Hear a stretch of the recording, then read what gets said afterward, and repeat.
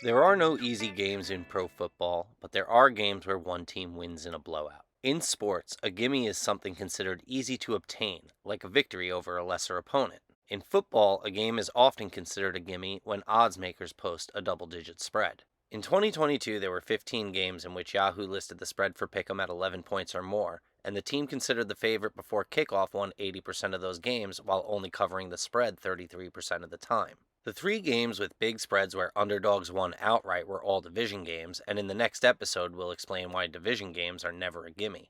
In the first three episodes, we picked a lot of gimmies based on scheduling mistakes and by focusing on some teams expected to win a lot of games as well as some teams expected to lose a lot of games. Staying away from division games for now, there are some gimmies on the 2023 regular season schedule that we can feel confident picking today.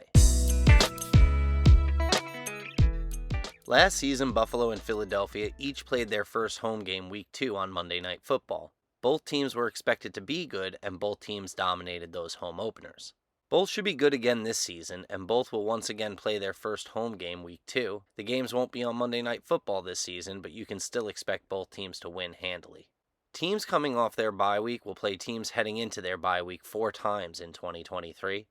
In episode 1, we picked 2 of these games in favor of the team that will be better rested. Los Angeles will be coming off their bye when Dallas plays their second consecutive game in California, which is why we're giving the edge in that game to Los Angeles. After Seattle's bye week 5, they travel to Cincinnati for a game that's scheduled to start at 10 a.m. Pacific time. It wouldn't be surprising if Seattle started that game a bit sluggish and it led to a Cincinnati victory. Last season, New England lost to Las Vegas after one of the most inexplicable plays in the history of pro football. No doubt New England will be looking to right that wrong when they go back to Las Vegas in Week 6. New England will likely play first-year starter Sam Howell when they host Washington, and rookie starter Anthony Richardson when they play Indianapolis in Germany. Bill Belichick has a 22-6 record against rookie quarterbacks. That's why I'm picking New England to win both games.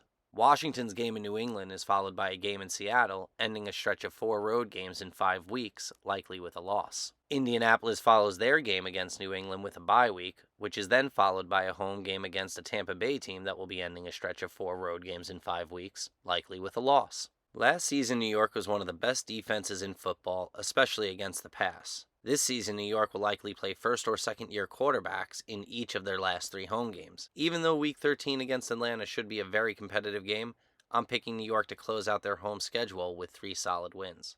Atlanta will play all 3 of their division opponents over the final 5 weeks of the regular season. If they're going to contend for the division, Atlanta should beat both tanking Tampa Bay and rebuilding Carolina, then follow it up by putting down Indy in their last home game of the regular season. The AFC North compiled the most wins in their conference last season, while the AFC South compiled more losses than any division in football. This season, all 4 teams from the AFC North play all 4 teams from the AFC South, and 4 of these 16 games were picked in our first 3 episodes. Houston and Indianapolis will each play a game in both Baltimore and Cincinnati this season. I feel confident calling all 4 games for the North.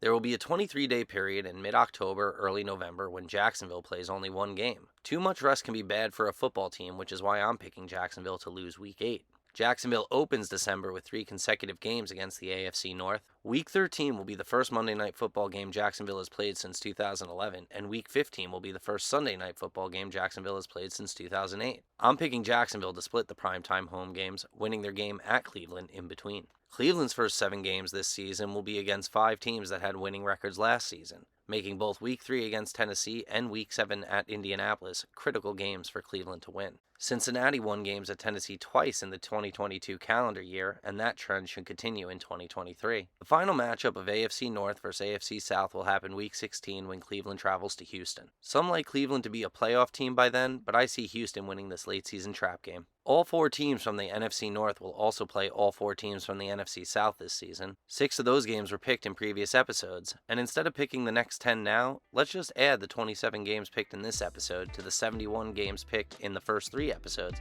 and then we've got the winners for over 1/3 of the 2023 regular season schedule. Thank you very much for watching episode 4 of our preseason series. If you would like to be amongst the first to know when the next episode is available, go to footballelementary.com and sign up for the email list or follow Pro Football Max on the socials. Until next time.